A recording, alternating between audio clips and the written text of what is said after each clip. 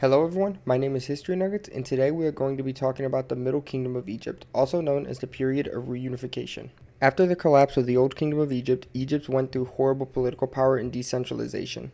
After many wars, including two major powers of Egypt fighting each other from the north and from the south, a major expedition by Amenemhet I would eventually lead to the formation of the 12th dynasty, with himself at the throne.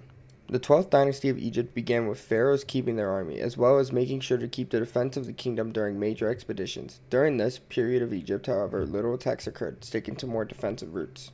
Amenemhet I would begin his campaign by building many defenses on the Nile and the East Delta region, as well as a new capital of Egypt known as Amenemhet I. During the first intermediate period, the governors, known as nomarchs, would gain much power, resulting in the not-so-absolutist monarchy seen in the period at first. Amenemhet would also establish a strong hereditary system, giving his son, Senusret I, his heir. Amenemhet would die, resulting in Senusret beginning his reign. Senusret would continue his father's campaign of keeping nomarchs in check, building defenses, as well as building border forts in Lower Numidia as colonies. 43 years into his campaign, he gave Amenemhet I as his heir. Amenemhet II's reign did not have much going on, mainly expeditions into the South Nile, resulting in his reign only being known as him giving it to Senusret II. His reign was also shown less. He would build a pyramid at El Lahan and give his heir to Senusret III.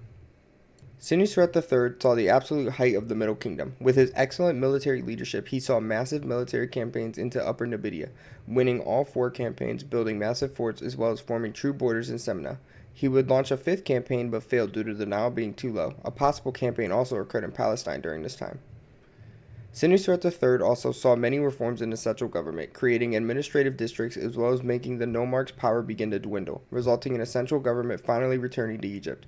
Senusret's legacy would be the greatest of the Middle Kingdom, being known as a god by future Egyptian settlers. He would be passed on by Amenemhet III. Like Senusret III saw the height of military campaigns, while Amenemhet III saw the height of economic campaigns. With the creation of mining camps in Sinai, Wadai, Amenemhet, and reinforcements of defenses in Nubia, the 45-year campaign of Senusret III saw so much economic prosperity as well as stability, eventually being succeeded by Amenemhet IV, who did not really do much. He would be passed on by Sobekneferu, the first female prophet of Egypt. Sobekneferu ruled no more than 4 years, as well as not having an heir. After her death, the end of the Golden Age came, and the beginning of decline had started. After her death, the throne could have either been given to Sobekneferu or Wagaf. However, the history is unknown. What is known is for the next 15 years, rulers would come and go, regarding this as the start of the 13th dynasty. The proof of this era of Egypt is only known by graffiti, however.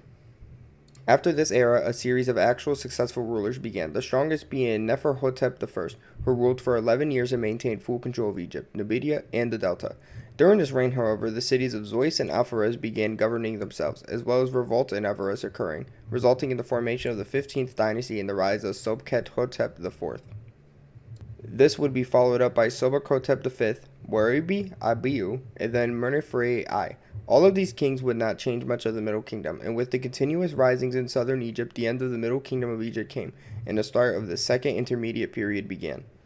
The legacy of the Middle Kingdom of Egypt is not nearly talked about as much as the Old Kingdom of Egypt. Though little happened militarily, many forms of art would be created. Unfortunately, very few pieces of art remain intact. Block statues became popular, as well as the building of way more sphinxes, such as the Direct Sphinx for Senusret III. This is History Nuggets, and thank you for watching.